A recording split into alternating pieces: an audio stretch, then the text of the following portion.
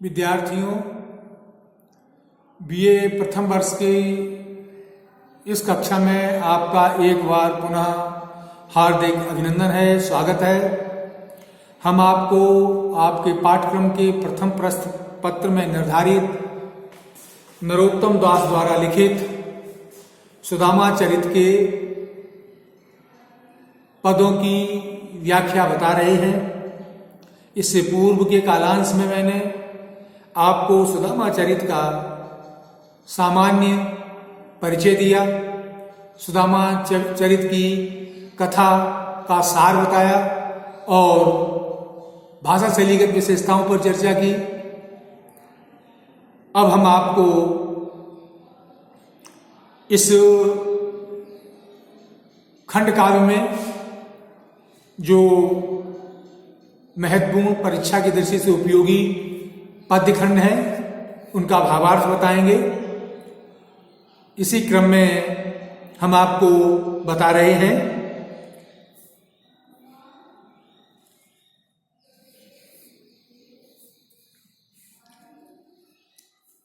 सुबुद्धि उवाच। सुबुद्धि कहती है, कोदो सवा जुरतो भरी पेट न चाहत हूं दधि दूध मिठौती।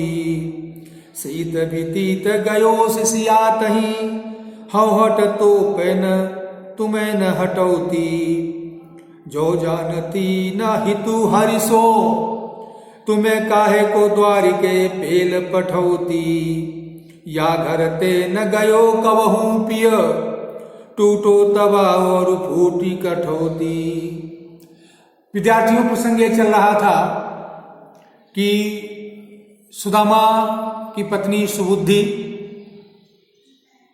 उसे जब ये पता लगता है कि उसके पति के मित्र परात्पर ब्रह्म द्वारकाधीश श्री कृष्ण हैं, तो वो उनसे कहती है कि तुम्हें कृष्ण से मिलना चाहिए।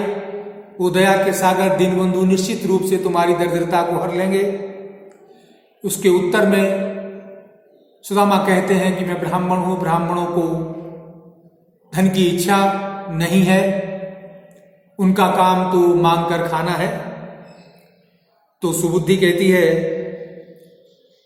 कि मैं ये कहना चाहती हूं कि तुम ठीक है, भिक्षा मांग कर खाना तुम्हारा धर्म है, तो हर द्वार पर जाकर मांगने की अपेक्षा आपको परात्पर ब्रह्म श्री कृष्ण के द्वार पर मांगना ज्यादा अच्छा है। वो कहती है कि कोदो सुबह जुरतो भरी पेट, कि हे प्रीतम, कोदो सवा। कोदो सवा एक घास होती है। सवा के कण चावल, ये कोदो के कण जो है कोदो सवा कहलाते हैं, जिसे खाया जाता है, वन में रहने वाले लोग खाते हैं। तो वो कहती है कि अन्न तो मिलता ही नहीं है, कई कई दिन बीत जाते हैं भूखे रहते हुए। अगर कोदो सवा भी पेट भर मिल जाता, अर्थात वो भी खाने को मिल जाता, तो मैं आपसे नहीं कहती कि आप जाइए कृष्ण के पास और अपनी स्थिति का वो बताइए। न चाहत हूं दूध मिठौती। हे प्रीतम, हम दूध, दही और मिठौती मिष्ठान नहीं चाहते हैं। हम तो ये चाहते हैं कि केवल हमारा पेट भरता रहे, चाहे भले कोदो सवा खा के ही भरे, अर्थात चाहे वो घास के कण जो खाने के काम में लिए जाते हैं जंगलों में, उनसे ही भरे, लेकिन हमारा पेट तो भरता रहे। शीत व्यतीत गयो सिसियात है। शीत कहते हैं सर्दी, व्यतीत मतलब बीत गई, सिसियात मतलब ठंड में कपकपाते हुए। पूरी सर्दी ठंड में कपकपाते हुए निकल गई। पूरी सर्दी हम सर्दी में जड़ाते रहे, कपकपाते रहे। हो हटती, मैं खुद हटती रही, अर्थात खुद में कष्ट भोगती रही। पर तुम्हें न हटौती, मैंने तुम्हें कोई कष्ट नहीं दिया, अर्थात मैंने तुमसे शिकायत नहीं की, मैंने तुमसे कहा नहीं। पूरी सर्दी बीत गई बिना कपड़ों के, हम कपकपाते रहे, खुद कष्ट पाया, लेकिन कभी आपसे नहीं कहा। लेकिन जो न जानती, अब मुझे पता लग गया है। हितु हर्षो, अगर मुझे ये पता नहीं लगता कि आपका प्रेम श्री कृष्ण है, यानी श्री कृष्ण आपके प्रेमी मित्र हैं, तो काहे को द्वारिका पेल पठौती, मैं तुम्हें द्वारिका जबरदस्ती जाने के लिए क्यों कहती है? मैं तो एक मित्र के पास जाने के लिए कह रहा हूं। जब मुझे आपने बता दिया, मुझे पता लग गया कि द्वारिकाधीश आपके बचपन के मित्र हैं, वो आपसे मित्रता रखते हैं, तब मैंने आपसे कहा कि एक बार क्यों ना आपको मित्र के पास जाकर उनसे सहायता मांगनी चाहिए। वो तो दीन बंधु दीन दयालु हैं, वो निश्चित रूप से आपकी सहायता करेंगे। या घरते न गयो कबहू पिए प्रीतम, इस घर में दरिद्रता हमेशा बनी रही, इस घर से गरीबी कभी नहीं गई। या मतलब इस घर से, मतलब घर से, ना मतलब ना, गयो मतलब गया, कबहू मतलब कभी भी, हे प्रिय हे प्रीतम, टूटो तवा, टूटा हुआ तवा, और फूटी कठौती, और फूटी हुई कठौती। कठौती मतलब काठ, जिस कठौती जो लकड़ी की होती, इसमें आटा इत्यादि गूंथा जाता है, रखा जाता है। कि हे प्रीतम, हम लोग इतनी गरीबी में जीवन व्यतीत करते रहे, लेकिन मैंने आपसे कभी कुछ भी नहीं कहा। भरपेट खाने के लिए कुछ भी नहीं मिला, कोदो सवा भी नहीं, जंगली दाने भी नहीं मिले जिनसे हम पेट भर लेते, लेकिन मैंने आपसे कभी कुछ भी नहीं कहा। पूरी सर्दी बीत गई कांपते कांपते, लेकिन कभी आपसे नहीं कहा। लेकिन जब ये पता लग गया है कि श्री कृष्ण आपके मित्र हैं, उनसे आपकी मित्रता है, तो मैं आपसे आग्रह करती हूँ, निवेदन करती हूँ कि आप द्वारिका चले जाएं। अगर ये पता नहीं लगता तो मैं आपसे द्वारका जाने के लिए नहीं कहती। और सही बात तो प्रीतम ये है कि इस घर से कभी गरीबी नहीं गई। फूटो तवा फूटी कठौती, टूटो तवा, ये दोनों गरीबी के प्रतीक हैं। अगर तवा जिस पर रोटी सेकी जाती है, कठौती जिसमें आटा वगैरह गूंथा जाता है, रोटियां रखी जाती हैं, तो इस घर में दरिद्रता ऐसी रही कि इस घर से कभी भी फूटा तवा और फूटी कठौती नहीं गई। अर्थात इतने पैसे कभी नहीं हुए कि हम बाजार से एक तवा खरीद लाते, एक कठौती ले आते।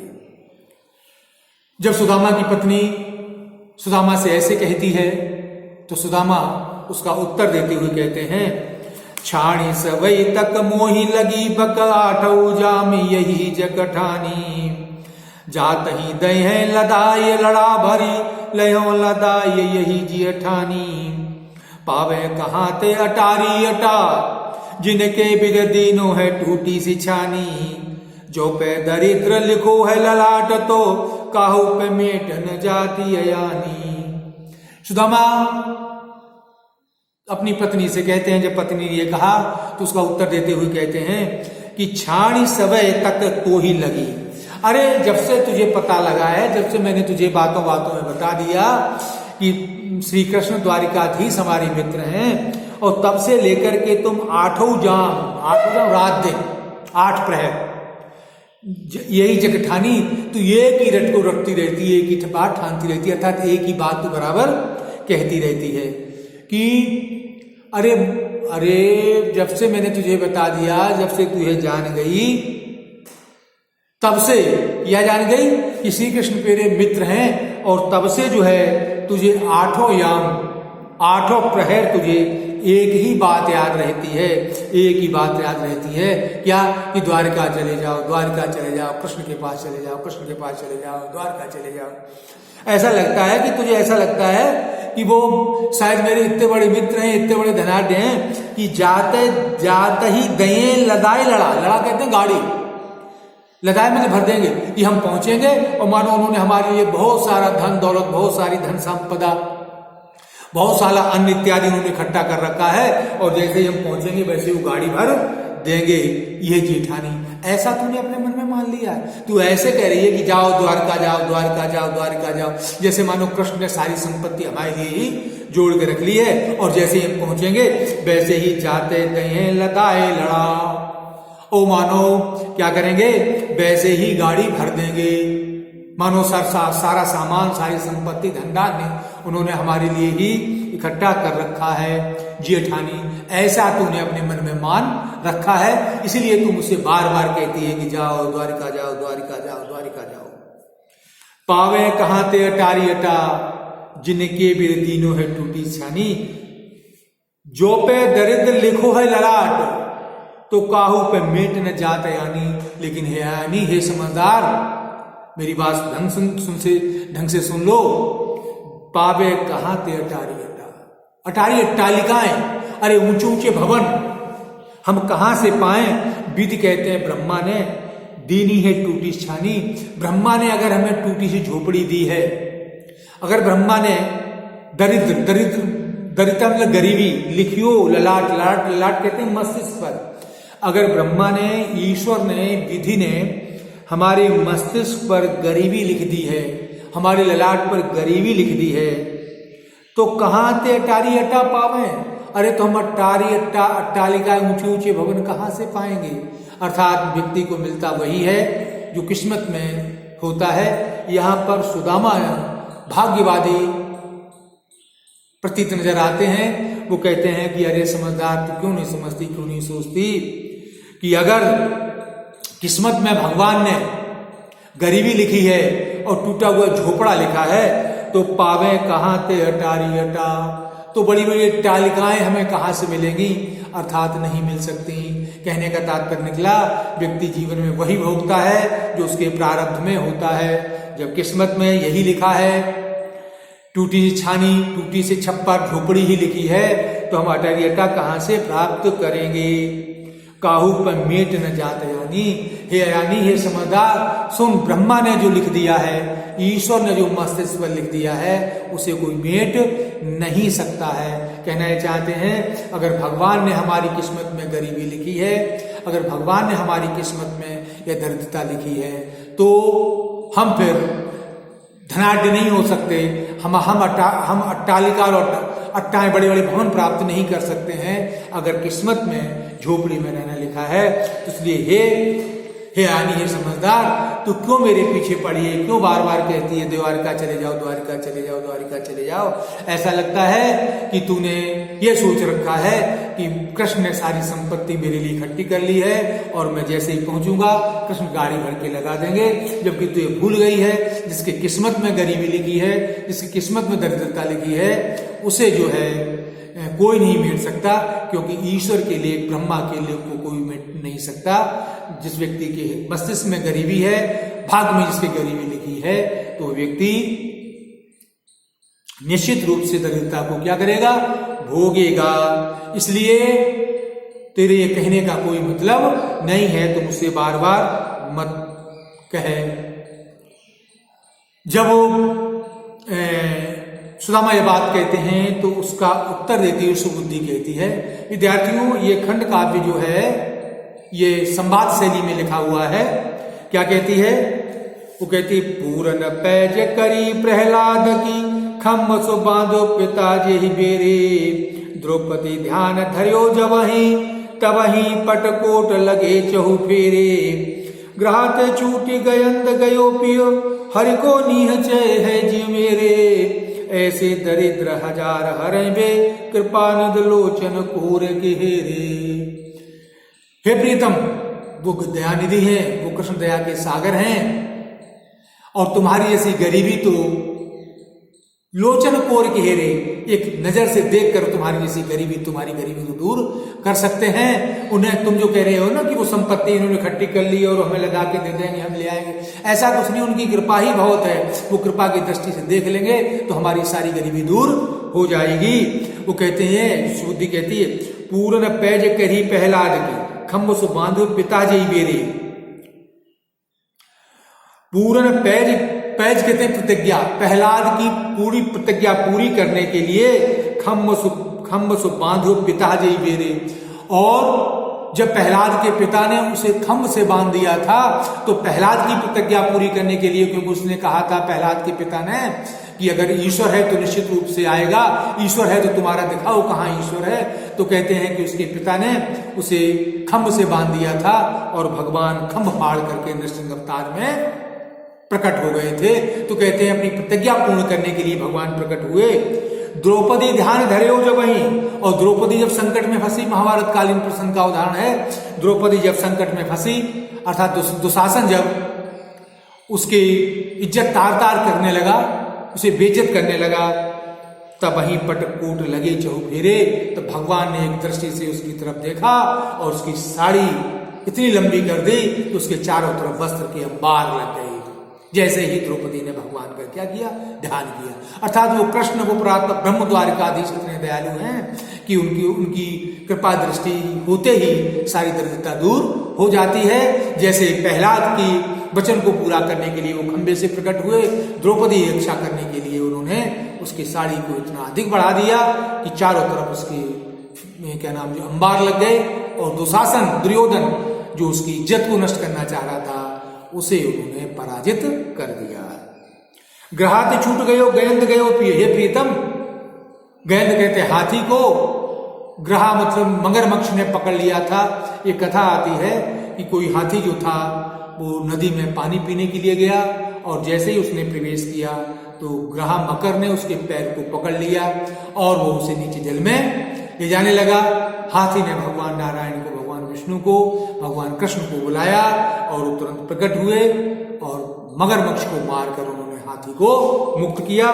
तो कहते हैं ग्रहाते छूट गयंद गयो पियो, हे प्रीतम, जब उनकी कृपा हुई, एक ही उनकी कृपा की दृष्टि से वो गयंद जो हाथी था वो मगरमच्छ से क्या हो गया, छूट गया।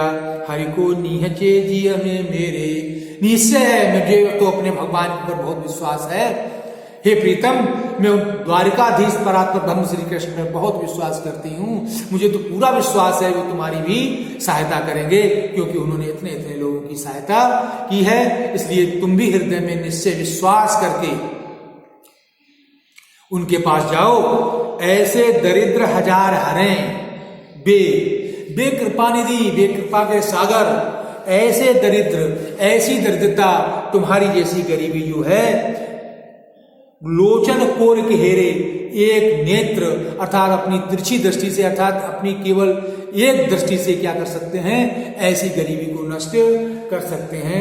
अर्थात वो कहना यह चाहती है कि एक बार कृपा पूर्वक उन्होंने तुम्हारी तरफ देख लिया तो तुम्हारी सारी गरीबी, तुम्हारी सारी दरिद्रता नष्ट हो जाएगी, दूर हो जाएगी। इसलिए हे मेरे प्रीतम, मन में संशय मत रखो, मन में संकोच मत रखो, मन में अहम भावना मत लाओ, तुम तो सीधे द्वारिका जाओ और कृष्ण के चरणों में अपना सब कुछ निवेदित कर दो। इस प्रकार विद्यार्थियों, इस छंद में सुबुद्धि ने भगवान कृष्ण के दीन दयालुता और ये बताया है भगवान शरणागत वत्सल हैं, जो भी उनकी शरण में आता है वह संकट से मुक्त हो जाता है। उसने प्रहलाद, द्रौपदी और हाथी की उदाहरण देकर के ये बताया है कि भगवान पर विश्वास करना आना चाहिए व्यक्ति को, और अगर व्यक्ति भगवान पर विश्वास करता है और भगवान के प्रति पूरी तरह समर्पित है तो ईश्वर उसकी निश्चित रूप से सहायता करते हैं। तो इस प्रकार विद्यार्थियों,